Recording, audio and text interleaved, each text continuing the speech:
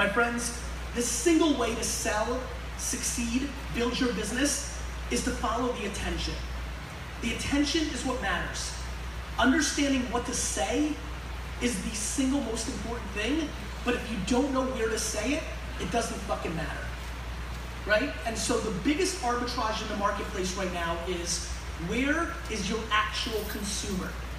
If you don't understand that Facebook right now, specifically with the ad product that they have in place, unpublished posts, dark posts, whatever you want to call them, whether you're a SaaS product, whether you're a two-person startup, if you don't understand that Facebook dark posts, the ability now to, I could care less if you have one person following you on your Facebook fan page today, whereas 4 or 5 years ago it mattered so much. Right now, it's irrelevant if you have 1 fan or 1 million fans on your Facebook page at some level, because the organic reach has been so subsidized down. What matters is, do you understand who your customer is? Do you have the skills to plan, and when I say plan, organize which cohort, which group, which segmentation you want to reach? And I would tell you that if you're using, how many people here are using Facebook for their business? Raise your hand. I would tell all of you that just raised your hand that if you put out a single piece of content on Facebook that looks like you post it on your fan page and you leave, that's a waste of your time. That if you post it on your Facebook page and then boost it, that's a waste of your time. That every single piece of content that you're putting through Facebook at this point, given the time you're putting into it, if you are putting time into the creative and the content, which I hope you are, which I know so many of you are not, but if you are, that before you post it, you go into the ad product and you find HR representatives in the South Carolina region, 22 to 26-year-old Asian males who like basketball, 41 to 47-year-old females that watch, Bravo and have 2.5 kids, right? You got that? Thanks for picking up on that. That if you're not executing that way in May of 2015, then you're not using Facebook properly, right? The debate of the tools, the platforms, Facebook, Twitter, Tumblr, Pinterest, Instagram, Snapchat, the debate of these tools make me laugh, because it's like debating a basketball or a screwdriver.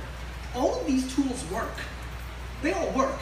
But do you know how to use them is the question, right? What's the ROI of Snapchat? Somebody asked me the other day. Same ROI of a basketball, right? What's the ROI of a basketball to LeBron James? A fuckload. I would go with billions. ROI of basketball for me, 2 torn meniscus, negative. So the tools are in place.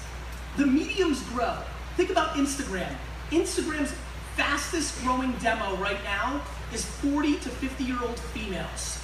Literally right now, the fastest growing demo on Instagram is 40 to 50-year-old females. There are people in this room 24 months ago that debated if their customer was on the platform because they think it's kids. It all starts as kids.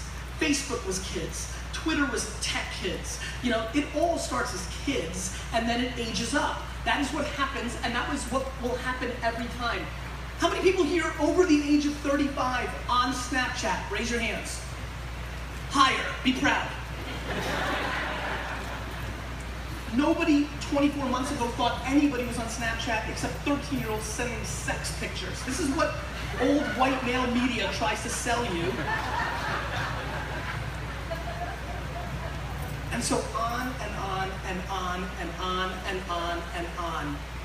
Everybody in this room, again, for their business purposes or for the things that matter to them in their lives, raising money for cancer awareness, donating to the school, whatever story you're trying to tell, everybody in this room is wasting good time and good money on executions that worked in 2012, 2009, 2007, 99, 94, 87, and that, my friends, is what I care about. Outdoor media, billboards. My clients at Vaynermedia are spending billions of dollars on billboards.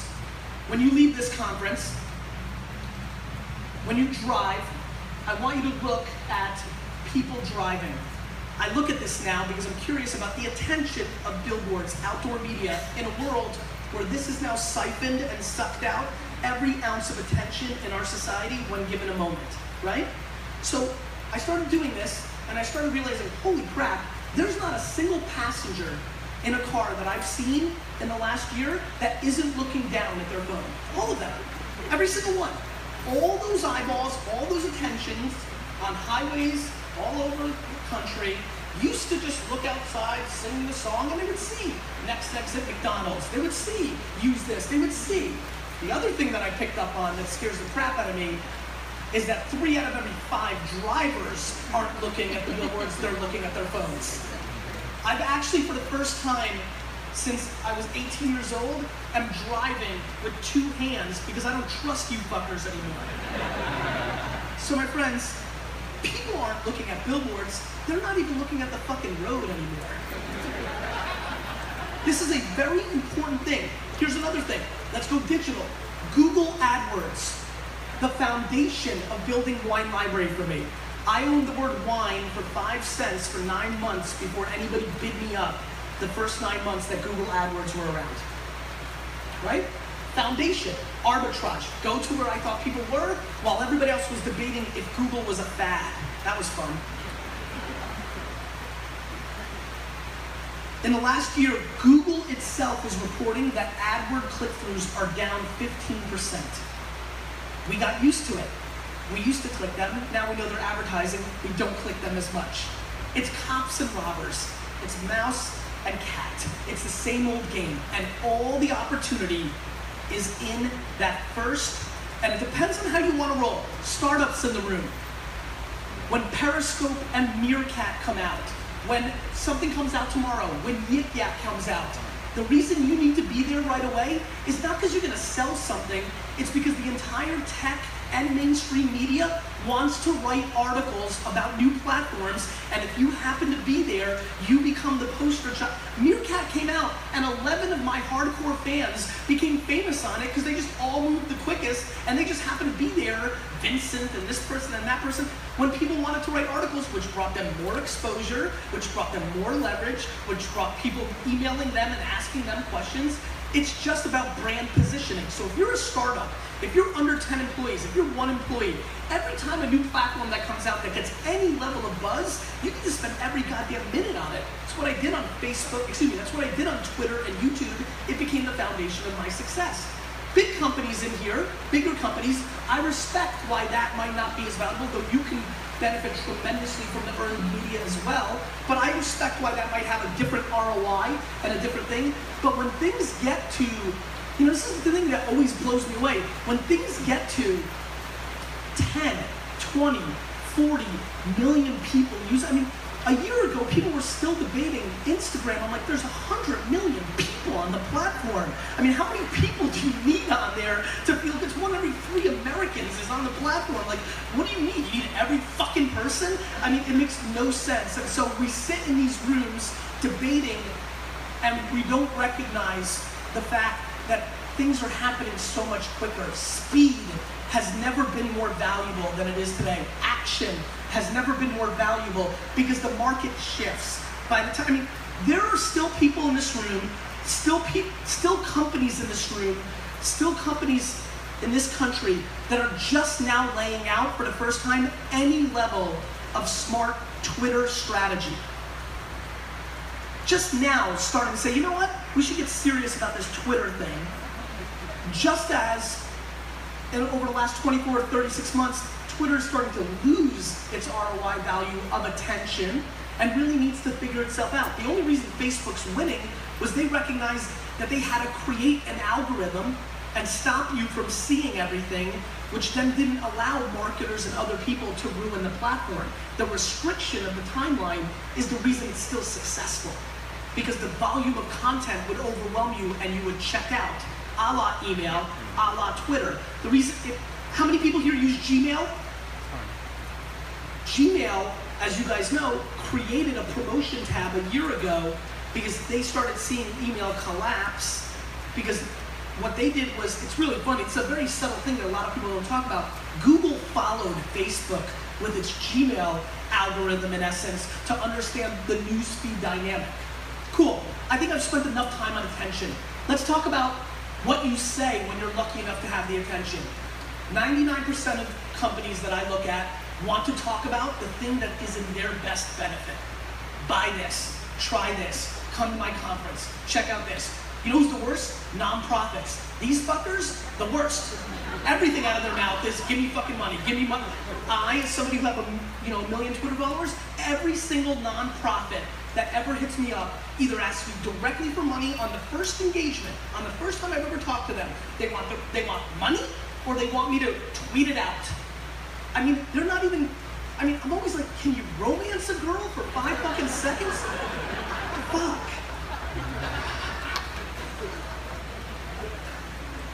Hence why I wrote jab, jab, jab, right hook. Give, and then ask. If you are not sitting right now and understanding that 3 out of every 4 words, statements, pictures, videos, 4 out of every 5, it was funny. This is a little unknown fact to my fans. The original book was called Jab, Jab, Jab, Jab, Jab, Jab, Jab, Jab, Jab, Right Hook. And fucking HarperCollins. And I had a real throwdown. They actually paid me more to take out some of the jabs. If you're a wrestling fan, the $1 Million Man is right. Everybody's got a price. So the reason I wanted to call it jab, jab, jab, jab, jab, jab, jab, right hook is because I think that the market is very confused on how to put out content and how to story tell. If you really, I see a lot of body language in this room right now. If you go look at your Twitter stream right now, where it's the worst is if you go look at your Facebook fan page for your business right now, and you look at everything that's come out of your mouth for the last month, the level of trying to bring value to the other person versus this is in your best interest is staggering. It's absolutely staggering. And the companies and individuals that have been able to win the most in the last 5 years in the social media world have found the proper cadence and the proper amount of giving out content. The reason Twitter is so special is it's really the only true social network left. If you think about it, Facebook and Pinterest and Instagram and Snapchat, all of these products are content push-out platforms. In essence, they're CMS, they're put-out content. Twitter is the one place where we can still engage, where people actually have conversations, yet Twitter, because all the money is in content push-out, are positioning the product as a content push-out. Meanwhile, as many of you know, it's the one place where you can actually read other people's things and get into a conversation. So it has so much power as a listening platform, but as a speaking platform, if you're not putting out content that is educating your consumer, that is bringing value to your consumer, and now let's talk about what that actually means. Can you act, and actually let me make a bigger statement. This is probably the best statement I can make in this room, because there's a lot of B2B players in here.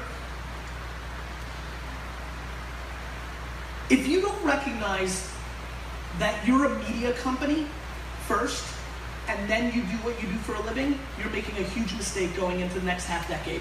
If you do not recognize whether you sell software as a service, whether you sell PR service, client service, whether you sell a security system, if you don't understand that no matter what you sell, you've got an app that's a utility, no matter what you do, if you don't recognize that you're a media company first and then comma, you do whatever you do, you will become vulnerable article after article after article of wine.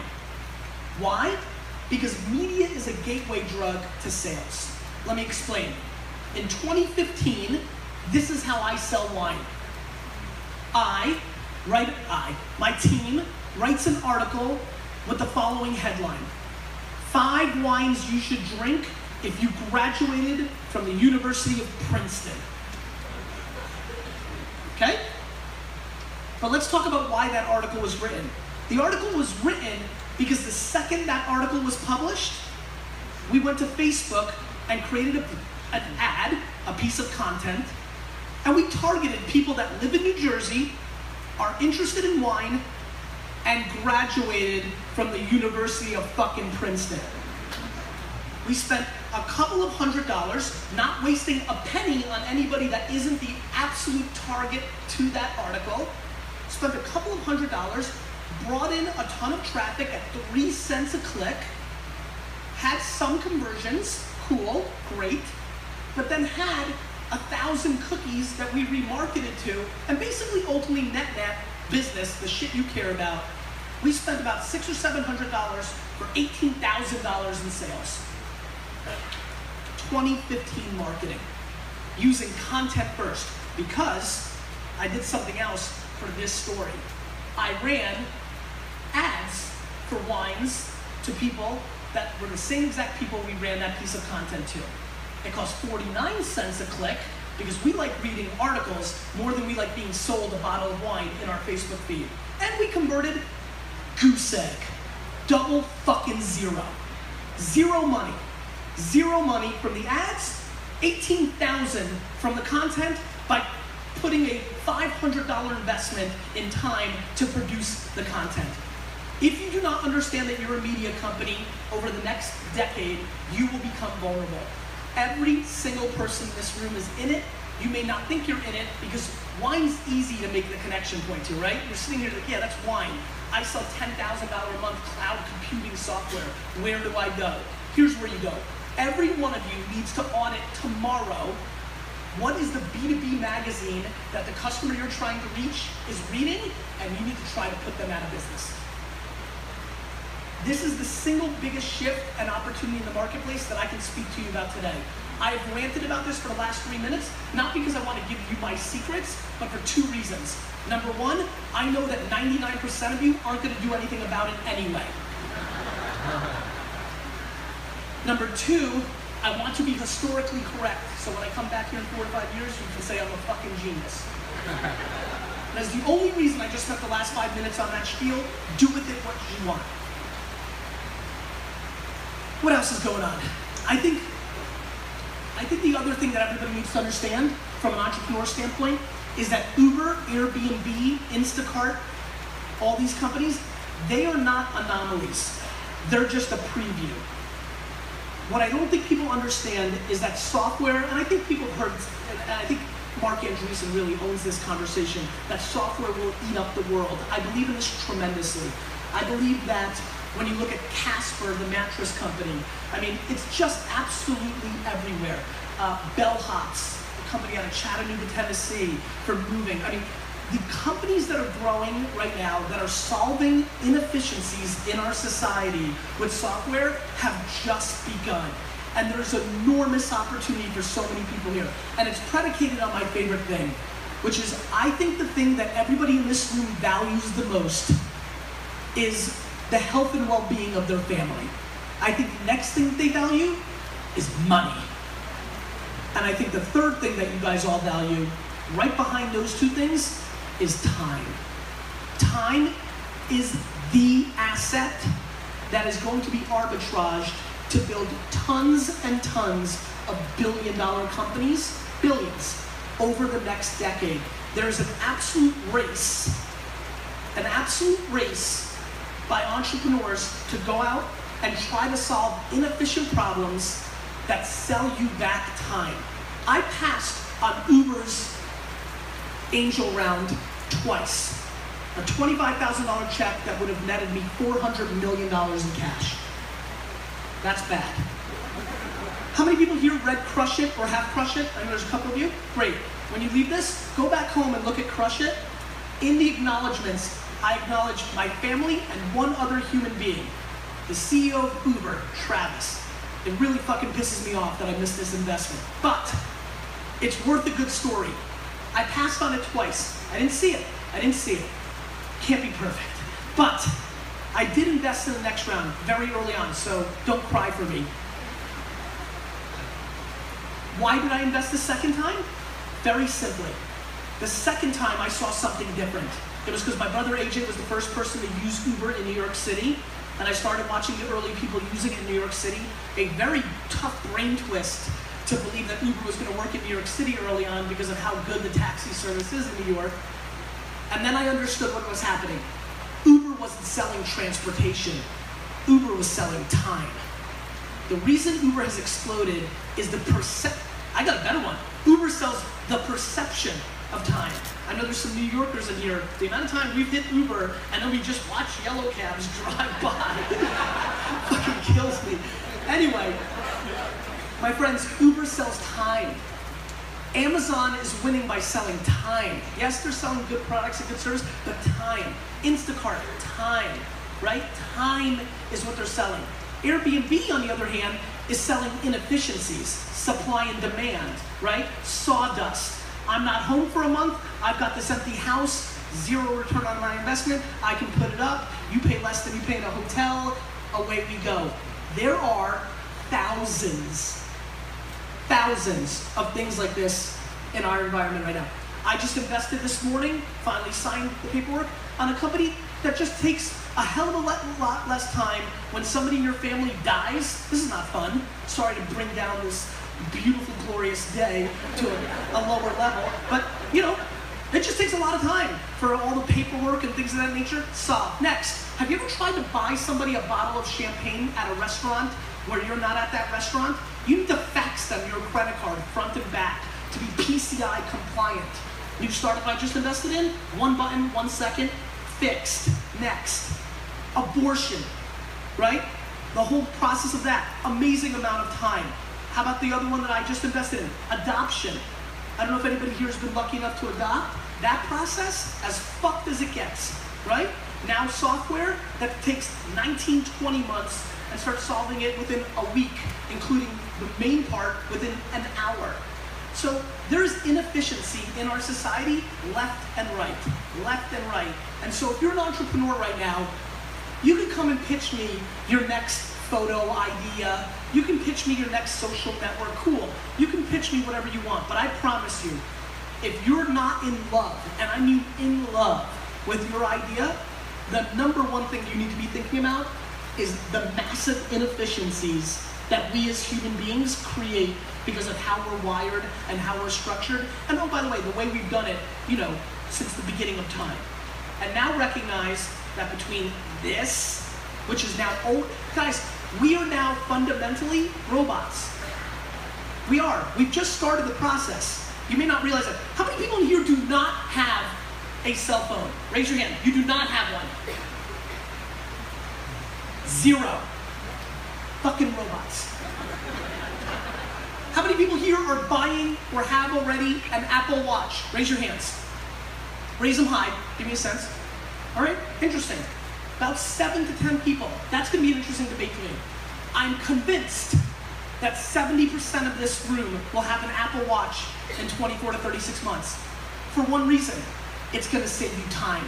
You're going to realize that $500 fucking is worth it, because every time you're sitting in a meeting and you get buzzed and you do this and you look back up, you've given up 2 or 3 seconds. When it happens here and you know that that buzz is just a tweet and you don't have to look, because if your mom's hitting you up or your boyfriend's hitting you up, you get a different feel on your wrist. Every single person in this room will absolutely, whether it's Apple, I don't give a shit, Nintendo, I don't care who comes up with it.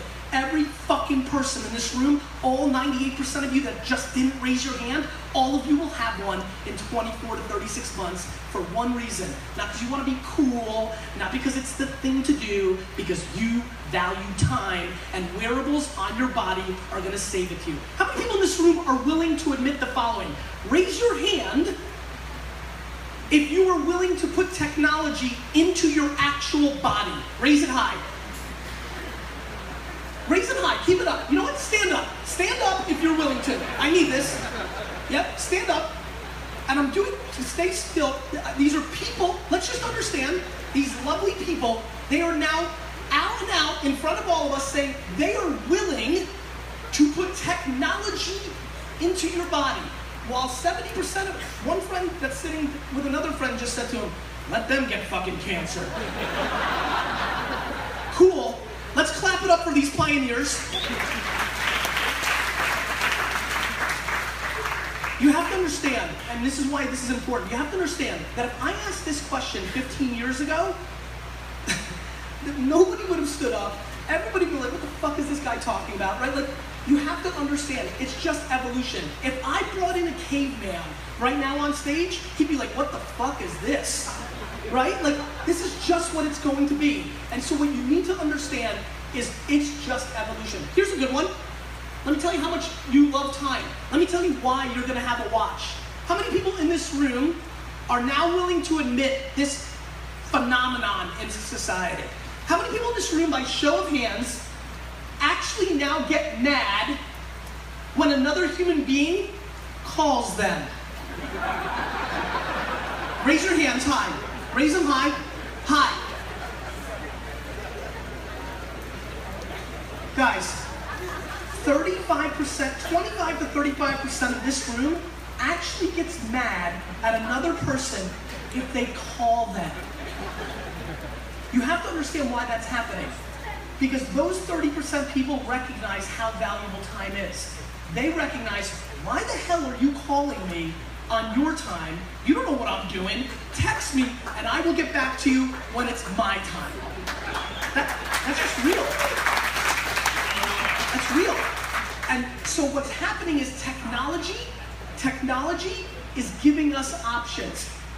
My favorite thing to debate with all my big clients. How many people here now watch TV outside of live sports and live event shows on your time? Meaning, not when the show airs, but you're watching Netflix, DVR, TiVo, when you want to watch it. Raise your hands. Watching TV now on your time. Raise your hands, because I see some hands down and that stunned me. Higher, higher.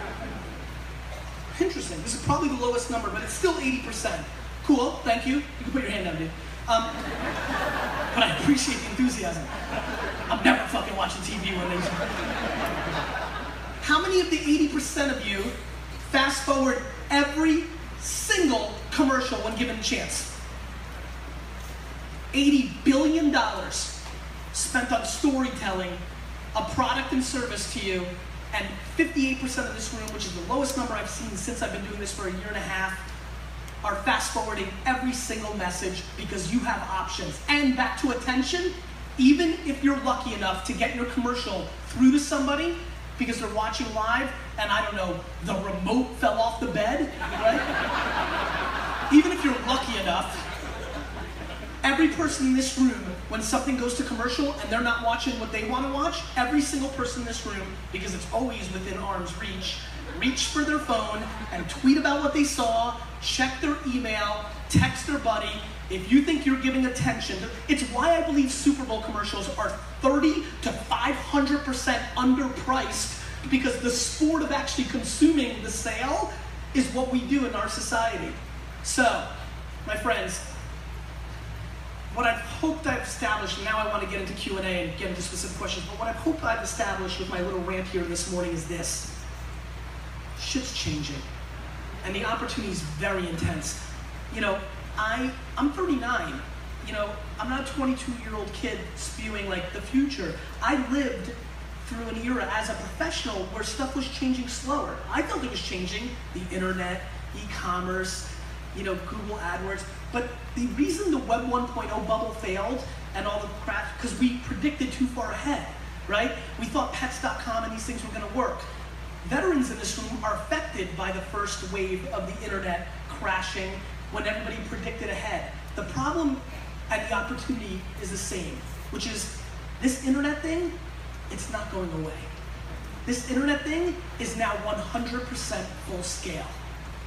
Mobile, technology, content, information at our fingertips, always, forever, and there's no going back. This is the world we now live in. And if you've really paid attention to what's happened over the last 36 months, and this is just really common law, it's going faster. And change is happening faster. You can go from 0 to 100 million users now in a heartbeat. That wasn't the case for Facebook. You know, everybody likes these charts of, look how fast my startup grew, or my media company grew in the last year, faster than BuzzFeed. Right, different world. Different world. We are exponentially speeding up the process. And if you're not willing to run as fast as the market, it will crush you. And the good things that you want won't happen, and the bad things that you want, or don't want, will happen. And so I highly recommend you calibrate the treadmill that we're actually on, because a lot of people here just want to loop it up to number 1.3 and walk nicely and listen to their songs, and this shit's on 11.7. So get your shit together. Thank you.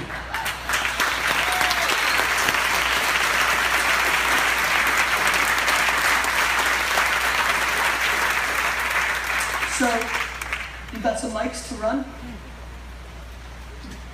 Yeah, we've got 2 runners, one on each side.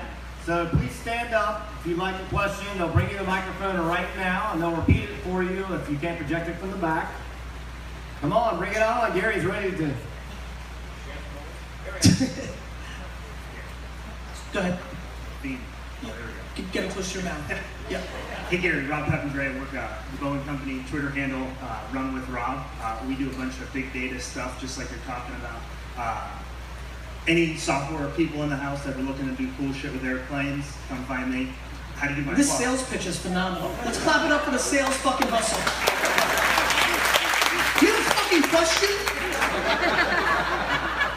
I mean, you got a couple fucking other handles you want to shoot the fuck out there? So my question's personal. Love the Ask Gary V show. Thank you.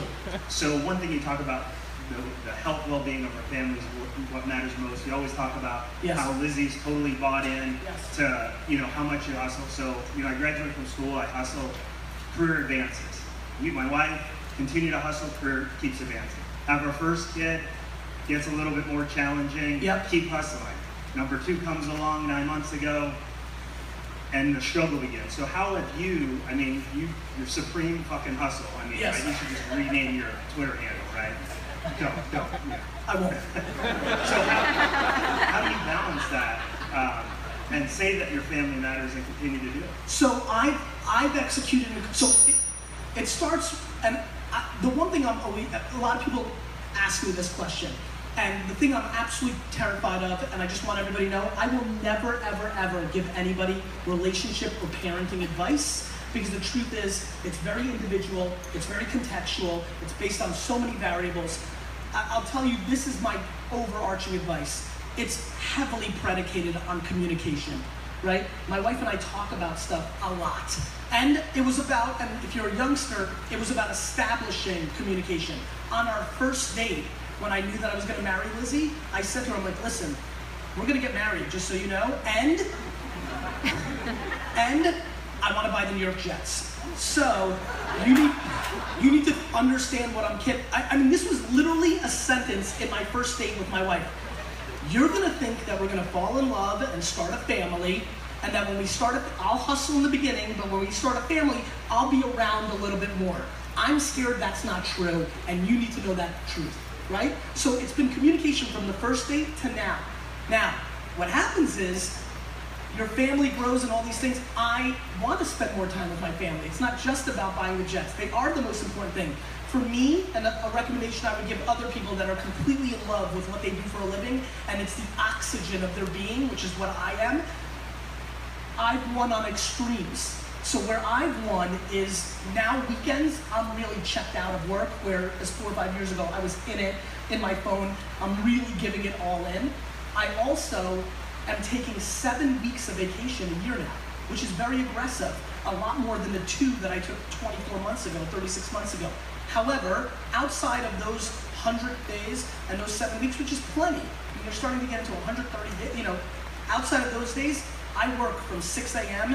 to midnight, and I literally don't even see my kids for 2 or 3 days, talk to Lizzie. I mean, I'm fully head down, and that's what works for us. That's not gonna, my sister, if my brother-in-law tried to pull that shit on my sister, she would stab him in the fucking neck.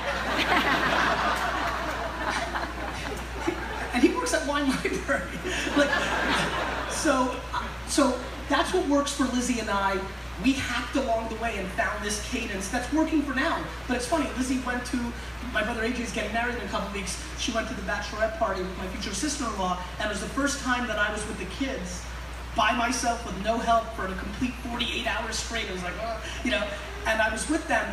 And it's funny, it's like when you go on a weekend vacation with your boys and you become closer with them, just that 48 hours, maybe even closer to the kids, just that straight run.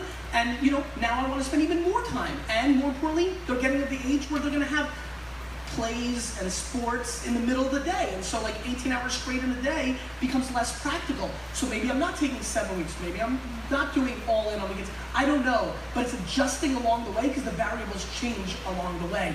Not to mention the things that we don't want to talk about, which is things that are bad or things that you have to adjust to. To me, it's about counter-punching. It's not making a plan now that you have to stick to. It's understanding the market every second and reacting to it in the same way I think about business. Cool. It's coming. Yep. Lizzie just said less than 48 hours. What's that? Lizzie just said less than 48 Lizzie's watching on Meerkat. Lizzie, don't blow my fucking spot. But it was less, it was like 36. What happened to the beard? The beard? So, I don't know why I grew the beard in the first place, and so getting rid of it wasn't super hardcore. Obviously, some of you that watch the show know that AJ's wedding's coming up, and my sister-in-law really didn't want me to have the ridiculous beard, but that's like in still like 6 or 7 weeks, so I just, I have no fucking idea. All right, so the question pretty much is that we're in a similar situation. Keep the mic closer. All right, we're in a similar situation that you were in with Wine Library, and our main focus is content and solving problems, but we start to lag sometimes when we think about scalability. Is that something we should focus on at the beginning? What does your business do? We're kind of organic supplement scene. Organic what? Supplements. So you sell supplements? Yes. Okay, and so how are you trying to sell them? Creating really great content because the brands are lacking in storytelling. Yep. So we're really trying to win there, but do we focus on scalability at the beginning, or is that something we should ignore? The scalability of content output? Like, should we be focusing on how this business is going to grow, or just focus on solving problems? Because sometimes we're like, well, that's a quick way to grow, by solving problems, right? Because if you don't solve your fucking problems, you're out of fucking business, right? So, but let's keep going. Yeah, so like sometimes we'll... Let me ask you a quick question. Are you sales? Like, what are the funnels that are working for you? Is it SEM? Is it banner retargeting? Is it Facebook? Is it content? Like, where is sales coming from? Well, right now we just transferred to an online store. Okay. So we're doing the same. And, okay. So things I'm talking about scalability is we're focusing on like, should we get more team members? Should we just focus on team members we have? Or because if we don't have enough team members, we might not be able to... Are you talking about MLM then, when you say team members? No, I'm just talking about having a core team that's going to be able to put out more content and whatnot. I mean, look, I'm a big believer. The reason the two companies that I ran as CEO, both grew from 30 to 200 people within 18 months. So I'm a big fan of investing every single dollar into growth. If you can afford more people, I would always do that. I mean, you guys are young, right? Like, what are you gonna do with that extra money that you put in your pocket?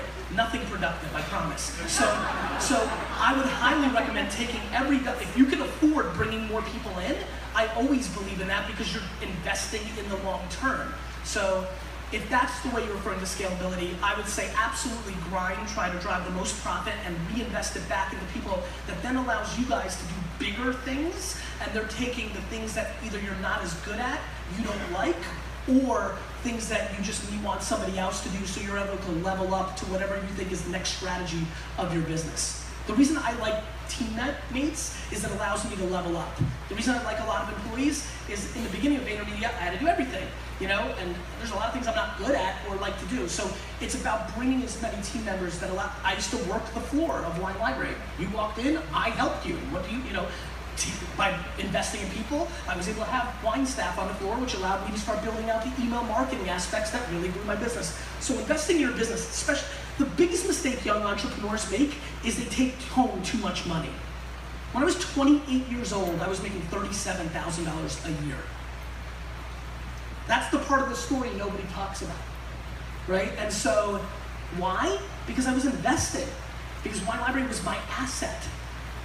So, I would give that a lot of thought. Appreciate it. You got it. Questions?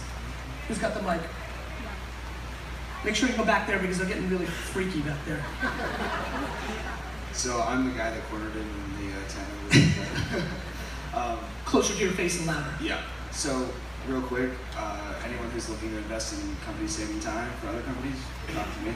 But I mean, the hustle in the South is real. What do you think are the best channels to communicate B2B? You talked about finding who those B2B magazines are. But yeah. What are the other channels you're looking at right now? So you told me that you landed a big gig, right?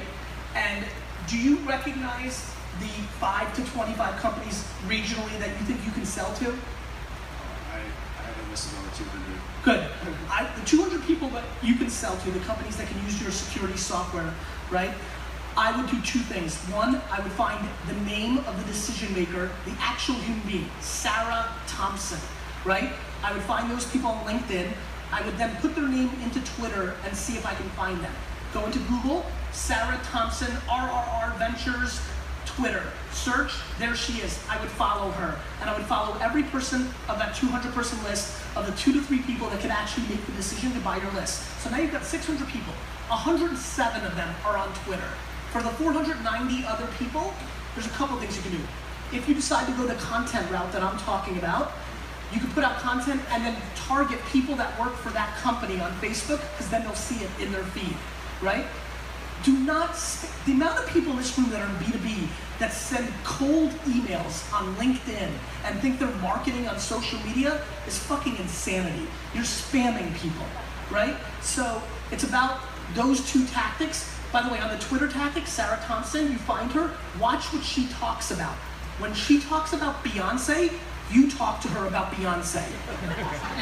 You build an actual relationship. It's the reason that we used to go golfing with prospective clients or take them to a steak dinner or do a conference to meet people. It's networking. It's just done digitally.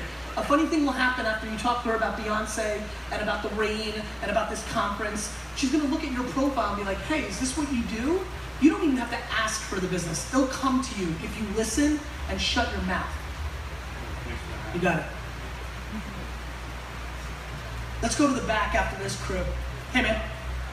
Hey, Gary, what are some of the elements of telling a great story when you are unknown and you're a startup? Where do you start? The truth. This is, thank you so much for asking this question. I'm glad I got this. You know what's so funny? I just want to leave it at that for the profoundness that I think it makes. The truth. It's really interesting watching this space, and I've been watching it really heavily. It's amazing how valuable the truth is. We are very, even the people in this room that are not self-aware, that don't have empathy, that don't have a lot of EQ, even they, in comparison to every other species in the world, are intuitive. People react very heavily to the truth. And you know what's funny about the truth? It's easy. The alternative is hard. When you're trying to front because you're a small company, that's what happens. Small companies, they front because they think they need it. You don't. The truth is what you need. And by the way, it's never been better to be a young company now, because for the first time in the business world ever, 40, 50, 60-year-olds respect 20-year-olds because they fucking saw the Social Network movie and are like, fuck, right?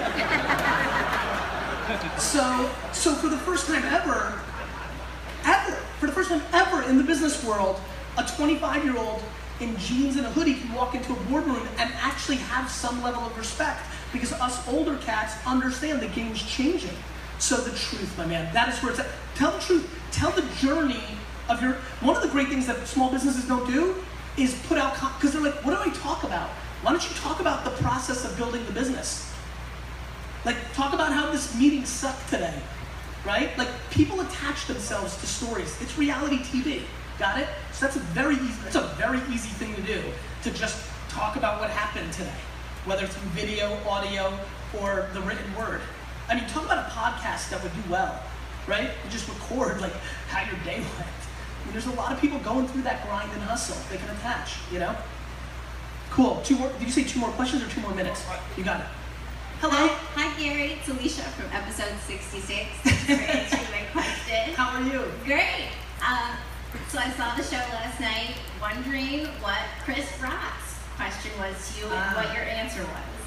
Yeah, that was super fun for me. As a lot of you who follow me know, I think my speaking style takes on, I think I'm very affected by Richard Pryor and Chris Rock, and I know we're in the South, so sorry for the cursing. And so, I appreciate it. It was super fun for me to meet Chris Rock. We're investors in a similar restaurant, so we just kind of we're just shooting the shit. He's a really good guy. He's a really bright dude. He was just talking to me about, you know, the other platforms that he thought would be important for him to think about as he tries to stay relevant as a comedian to the younger demo. And so we were just talking about Yik Yak and Snapchat, and I showed him Meerkat, as you saw. It was super fun. Thanks. Cool. Morning. I am an owner of Bits of Lace, fine lingerie, and I have... No, start over. 2 things. First of all, what's your name? My name is Ruth Brennan. Great, because the only thing I heard was lingerie. So. That's what I said. Start over.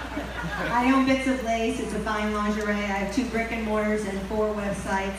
and I do a lot of the things you're suggesting, and I am wanting to know how to transition from the hard copy, which we've done traditionally, the catalog, the newspaper, all of those things, that even a billboard, or you know, we're doing some radio, which we tell the story, and at the end it says bits of legs, which worked. Yes. But we want to know that process. You recommend, hello? Go ahead. That you would recommend for a business that's like mine, it's a small business, to make the transition from hard copy, just drop it, or what? So, this is so fun for me. What do you have? So how long have you had this business? I've had the business for 14 years. Do you feel that the hard copy, the radio, the print, the catalog are starting to diminish in the ROI compared to 10 or 11, 12 years ago? Absolutely. Thank you for saying that. You know, I think you're in a really good spot, sister, because you sell fucking lingerie. So, you know, there's some poor dudes that have like security SaaS companies. There's only so creative you can fucking get with that. So I think you have 3 channels that I would put all my time and energy into. So as you know, you're creating the creative with some agency or yourself, whether it's the ad, the catalog, there you go, who's sitting next to you. So you guys are creating the creative, and then you're paying money to distribute it. The money for distribution, the mail, the printing of the catalog, these are expensive vehicles to get to the consumer. I want you to take some of those dollars and create more creative, but I want you to distribute them in order on Pinterest, Facebook, and Instagram. Those are the 3 channels where you will dominate. Now, what I don't know, what percentage of your consumer is female versus male? Is it like 90 female, 10 male, or what's the numbers? I would say that depending on the season, it's probably 80% female, 20% men, and then it grows to 40%, 60%, depending on holidays and things like that. Well, you have one huge advantage, which is that dudes are scumbuckets, right? So what I mean by that is, if you really look at Instagram, there's a lot of people that argue that Instagram is soft porn. Like if you go into the explore feature, right? I think if you've got dudes, and I know this could be a little rogue and crass, and I apologize, but the truth is if men are representing 40 to 60% in season, that Instagram and Facebook are going to work for you because guys are visual, you're going to be able to get in front of them, you can go very local, right? You're just targeting men that are married or not, men in the area, right? And so I think that if I bought your business, I would shift 80 to 90% of my monies to Pinterest, Instagram, and Facebook. And based on the time, when it's higher man season, I'd be more into Instagram and Facebook. And when it's off season, I'd be further and heavier into Pinterest.